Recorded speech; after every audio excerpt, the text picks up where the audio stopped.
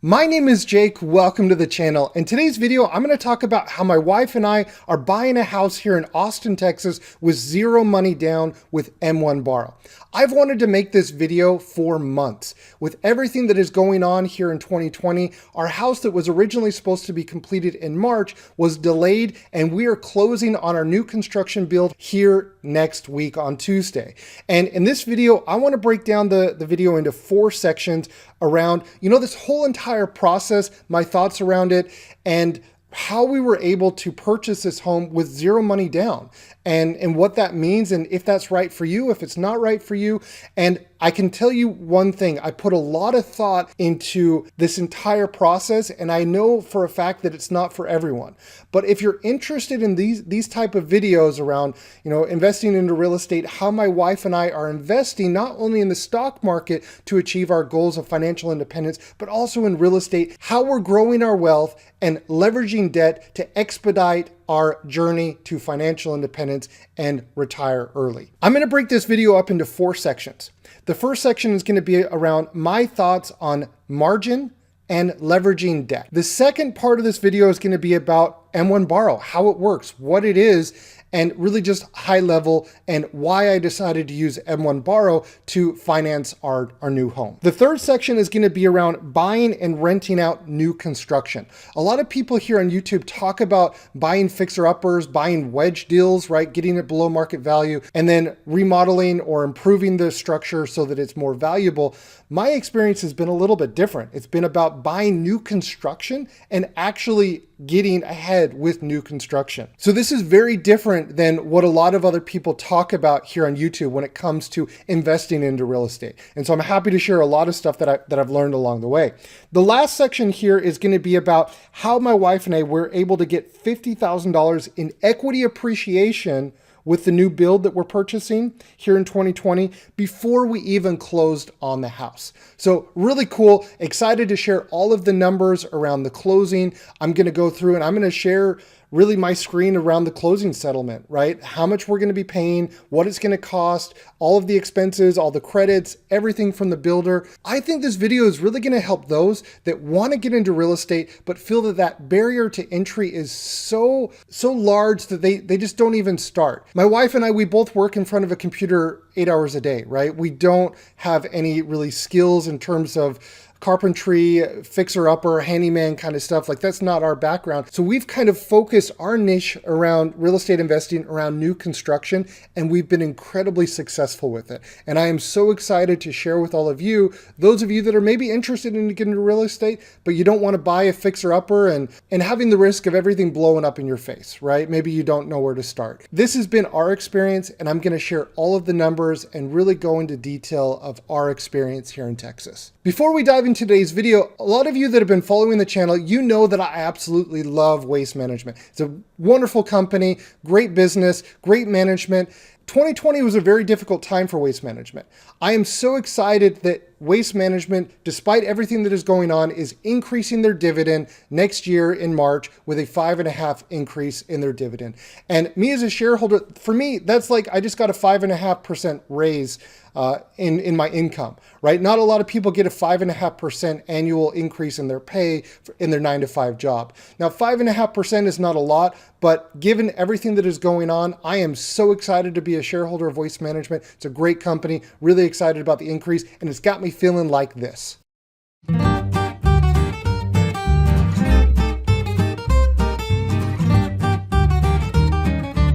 When it comes to investing in margin or leveraging debt, I am very cautious and very conservative. I do not like to take a lot of risk.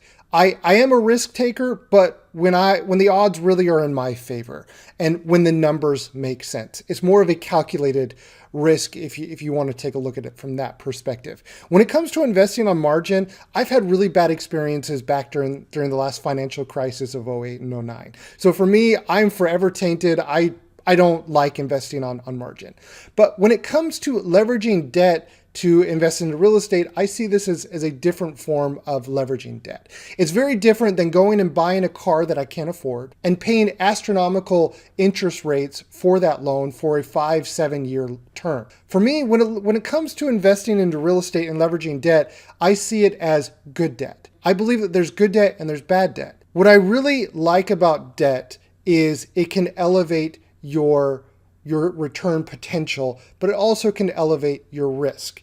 And so I really like making sure that there's a safety net. When it comes to purchasing a house the traditional way, right? You go to a lender, you get pre-approved, and you purchase a home for 3, 5, 10, 20% down, right? And then the lender will give you the loan, they'll send out all the terms, etc. You sign everything, and the loan terms never change. And for me, that's a more secure way of leveraging debt than, for example, a hard money loan, right? Where you go into an independent party and they're giving you a 10% interest rate for 5 years, right? Or an adjustable rate, like something that we had back in the financial crisis. When it's a non-adjustable, when it's a fixed rate for 30 years, I see that as really, in my opinion, a no-brainer. A no-brainer to elevate and to increase your wealth. So with M1 Borrow, it's a little bit different than going to a traditional lender and taking out a loan. With M1 Borrow, I'm essentially borrowing against the value of my portfolio, right? And with M1 Borrow, you can borrow up to 35% of your total portfolio value. For example, with this account, I took out $20,000 from my M1 Borrow account and I transferred it directly to my checking account. It took me less than 2 days to get the money into my checking account and I'm ready to go. With a loan from a bank, it can take, you have an application process, you go, they pull your credit, all of that stuff. It can take days, maybe weeks. With M1 Borrow, they don't pull your credit. If you have the money in your account, you're ready to go in 2 days. And that's exactly what I did. When investing with M1 Borrow, the important thing to remember is if the value of your portfolio goes down, that also decreases the amount that you can borrow, right? So let's say, for example, the market corrects, you have a 30% correction, your value of your portfolio goes down, that means the amount that you can borrow also goes down. So if you're borrowing at your max limit and the portfolio value drops significantly over a week's time frame, then, for example, you're going to have to do two things. You're either going to have to fund the portfolio from your checking account, pay more, or M1 will automatically sell off some of your holdings. So that's really the big risk that comes with margin investing or leveraging margin from your portfolio, because essentially what you're doing is you're just borrowing against your portfolio, and the brokerage is going to mitigate their losses by having those processes in place. So for me personally, my comfort limit is I'm preparing in most cases for a worst case scenario, and that's a 50% drop. So I never want to leverage more than 50% of my overall portfolio. Now let's talk about buying and renting out new construction. Now this is going to be very regional specific of where you're at in the United States or globally. Not every real estate market is the same. Now, my experience has really been here in Texas and in Austin. And so with Austin, we've seen a lot of appreciation in a very short amount of time. Now, the Austin market is really playing catch up with other parts of the country.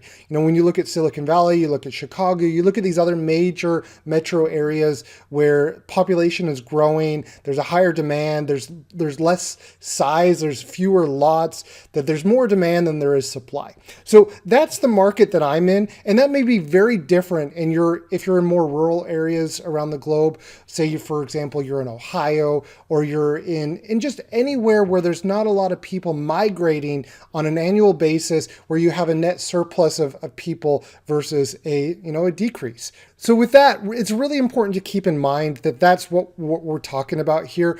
And when it comes to new construction, I want to say very, very loud and clear that this is not going to be applicable for every market. But what I've noticed in the market that I'm in, it's incredibly desirable. It's really, really attractive.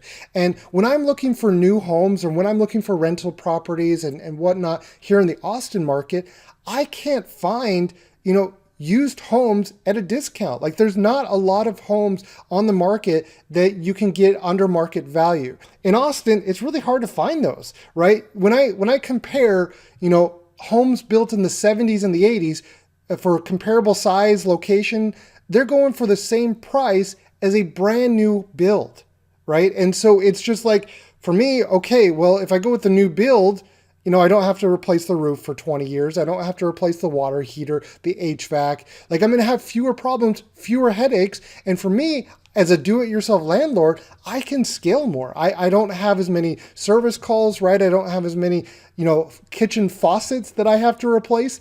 The kitchen faucet that I replaced in the other rental was not a new build. So that home was 12 years old. So we still have some time on the roof. We still have some time on some of the appliances, but they're going to be coming. They're just right around the corner. But with a new build, I can sleep well at night for the next 10 years at least, that I'm not going to have to replace anything for the most part, right? I might have a few cosmetic things, right, on the walls. I might have to repaint some of the walls, whatever. But for the most part, it's very hands-free and hands-off. And when you look at the Austin market is just insane right now. It's incredible, right? Where you have Oracle now transferring their headquarters from California to Austin, where you have Tesla now opening up a new factory here just outside of Austin. You have Apple building another massive campus. You have Facebook, you have Google. All these technology companies are migrating to Texas because of the favorable tax rates. Now, I know not every market is the same, but when I'm looking at the market that I'm in and I'm looking at, okay, I can invest in the S&P 500, I can get on average a 7 or 8% return.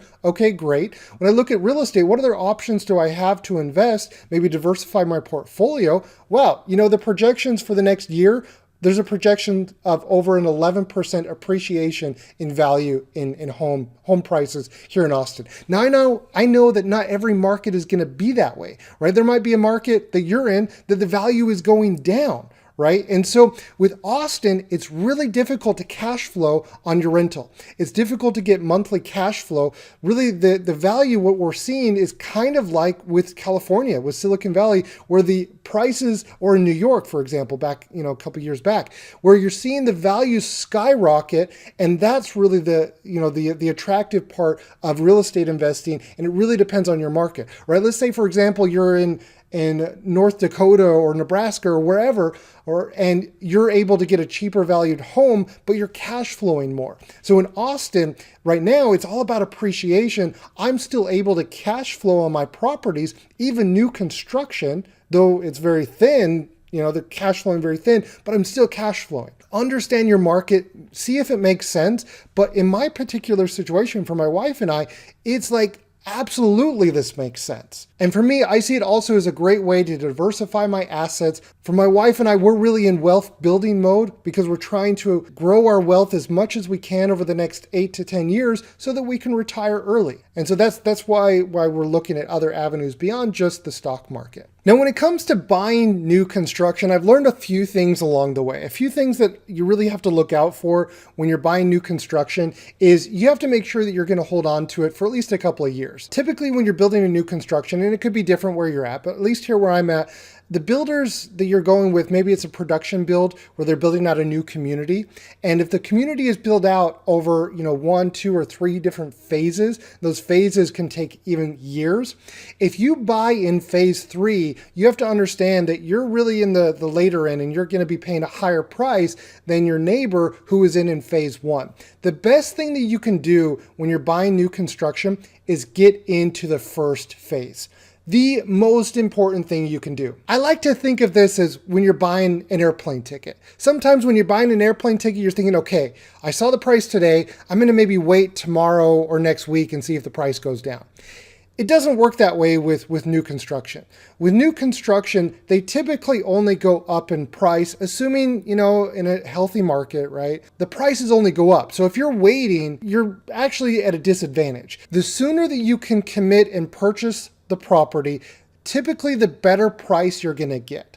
So that's at least been my experience, especially it's the most favorable if you're buying into a community that is really at the early stages of its life, right? Where they're going to have planned of, 2 or 3 different phases down the road. And this could take years. And that's really how you make money with new construction. You can still buy in, say you're late to the game, you found out about the community a couple years later. That's okay. But if you really, really want to get the best pricing, you want to be one of the first ones to lock in the price in the early phases of the development. And this becomes really, really important, especially if you only plan on holding the property for 2 or 3 years. Because for the first couple of years, you're in competition with the builder. the builder typically has incentives. They can give better pricing around closing, those different things, while they're still building out the other phases in the community. So if you're in the early phases, so for example, if there's a planned development of 2 or 3 phases many years into the future, you want to make sure that you're planning on sticking with that property for at least a couple of years. And now the only difference there is if you get in at the very end, the last phase, and then the builder is out, and then it's really up to the homeowners to dictate and the market to dictate the prices. That is something so important that doesn't get talked about a lot when it comes to buying new construction. So understand, what are the plans from the builder? Also understand, okay, is the community going to be built out from other builders around in the area? And understand the different phases of the construction. Very, very important. Another benefit of buying new construction and renting it out is generally, in my experience, it's easier to rent them. People want to live in new construction homes. It's like that feeling when you buy a brand new car, right? That smell of a new car. It's kind of the same feeling for renters when they rent a new home. And that might not be the case for everyone, but that's definitely been my experience in renting out a new construction home. For the last part of the video here, I want to share with everybody our experience with purchasing a new construction build in 2020 and around some of the numbers and how everything panned out and my rationale of why I think it's a good investment. So I'm also going to share the purchase price, the settlement agreement, what are the costs, everything with all of you. But I think first off, what's important to understand is 2020 was an unusual year. I don't think we're going to be able to replicate what we did with this purchase in the coming years, but it's kind of cool to see how it all panned out. It all started here in the middle of 2019, where we came across this community that was being built here in Austin. It was designed to have 2 phases. There's going to be just under 200 homes. We got in the early stages of the first phase. We got really good pricing. We ultimately decided to go with the build because we really liked the lot. What we've noticed is when you purchase a home, you want to purchase a home that you could imagine somebody else wanting to either live there as a renter, or if you were to sell it, that somebody would want to live on that lot. Not every single lot in the community is as nice as some. And so we really wanted to make sure that we got a really good lot. And so we paid a little bit of a premium for the lot. The home was originally supposed to be completed and move-in ready in March. And as we all know, that kind of got turned upside down with the pandemic here in 2020. And so we were really just sitting there waiting when it was going to be completed. And it really got delayed and pushed back. But luckily, the builder was able to complete the home here this year so that we can move into it here in December. We're going to be moving into it here next Tuesday. And that's important, especially here in Austin, because of property tax. Property taxes are really expensive.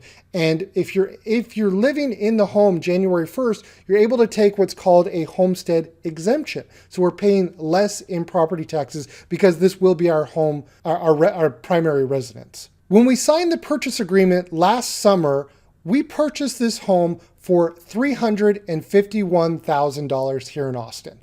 And at the time, we felt that that was kind of a lot of money. It was more than we paid for our other home that was also very near and close to where we're going to be moving. And we just kind of felt, okay, well, it's a little bit more expensive, but we'll bite the bullet. It kind of felt like buying into the stock market when the stock market was at all-time highs. You know, you kind of get that feeling, well, I'm going to wait for it to correct and the prices to go down. Well, it was a good thing that we signed because now, fast forward a year and a half later, the value of the home is already appreciated to $400,000, and we haven't even closed on the home. Now, because we're going to be living in the home and we're going to then rent it out after we move into our next home, it really doesn't matter so much, but it's just kind of cool to know that we got a good price on the home and we got in at a good time. And you know, when I say at a good time, looking back, right? We were at all-time highs. Like, I was really hesitant because I thought, well, shit, it's too expensive. But now when I fast forward a year and a half later, it's like, okay, well, it's even more expensive now. So it's like with the stock market, if you're ever hesitant to buy into the stock market or fund your portfolio, even if the market is at all-time highs, I believe that, you know what? No one knows what the market is going to do. And it's more important to have time in the market than timing the market. Now let's take a look at all the numbers behind the purchase. And obviously I'm going to blur out all the personal information. The home price was just over $351,000. And the deposit, or the earnest money, that we're going to purchase the home, was $1,500.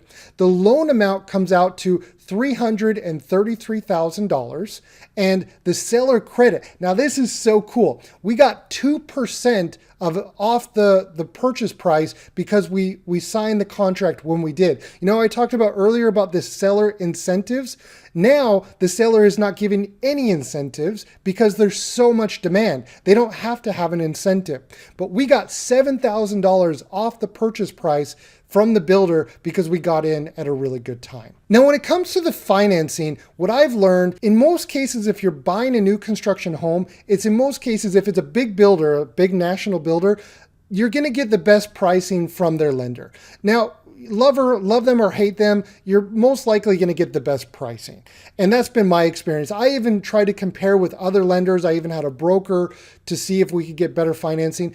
They just couldn't do it. The credits from the builder were just so much that other mortgage companies or other lenders were just not competitive at all. So the fees that you see here, or the costs for the mortgage, are, just your typical fees, right? Your processing fee, your underwriting fees. And because we're using the builder's lender, they're going to waive all of the title costs. So we're not going to pay for any costs at title, which is typically anywhere from $2,500 to $3,000 for title costs. And then obviously you have your prepayments where you're prepaying. If you have an escrow account, you're prepaying the property tax, the insurance, the interest, all of that fun stuff that you have to prepay.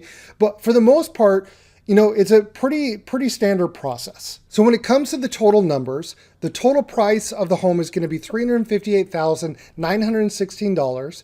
The total that we need, the cash to close, is $16,465. Now that's including the deposit. It's including the seller's credits. So these are the numbers. Also on top of that, because I'm working with a realtor who is my friend that I've worked with in the past, the realtor that I'm working with is agreeing to share half of his commission up to the legal amount with us. So the seller is the one that pays the realtor, or pays the commission, and my realtor is going to share part of his commission with me, and it's going to be just around $4,000. It's a really great way to make a little bit more money on the purchase of a home if you're working with a realtor who you know and you trust. Now let's put this all together. In the context of FIRE, financial independence, retire early, my wife and I, we're looking to grow our assets as fast as we can in the next 8 to 10 years so that we can live off of our portfolio in early retirement. By leveraging the bank's money, we're able to expedite the growth of our assets. If we were to just take the $16,465 and invest it into our portfolios, yeah, sure, we're going to get good returns. We're going to get about an 8, 9, 10% annual rate of return. However, if we take the bank's money, we leverage the bank's money, we're not only getting the appreciation on our $16,000, but also on the value of the home. As we talked about, real estate prices here in Austin, Texas are appreciating over 11% every single year. So we're getting that 11% appreciation, not on $16,000, but on $400,000. When you truly understand that you're getting that appreciation on the bank's money, and you're getting the upside, that's when you really can unlock the power of leverage. And by doing so, you're able to increase your assets, increase your wealth much faster than you would have otherwise. Now, real estate is not for everybody. It was definitely a learning curve for my wife and I, but I will tell you one thing. This was definitely a much lower barrier to entry than, for example, buying a fixer-upper. For us, this worked out incredibly. And we understand not every real estate market is the same. It could be different in your country if you're overseas or if you're in a different part of the United States. It worked out very, very well for us, and I would encourage you to take a look at it. Don't just brush by on new construction. It can be a great way to accumulate assets in real estate. Thank you so much, everybody, for watching the video. If you're new to the channel, I'd invite you to subscribe. If you want to support the channel, there's a link in the description below where you can check out some Dividend merch. And if you liked today's video, give me a thumbs up, and I'll catch everybody in the next video. You know what? I think we're gonna be friends. Can everyone say hi to my friend? That's crazy. I just wanted to say thanks. I'm glad you came along, partner.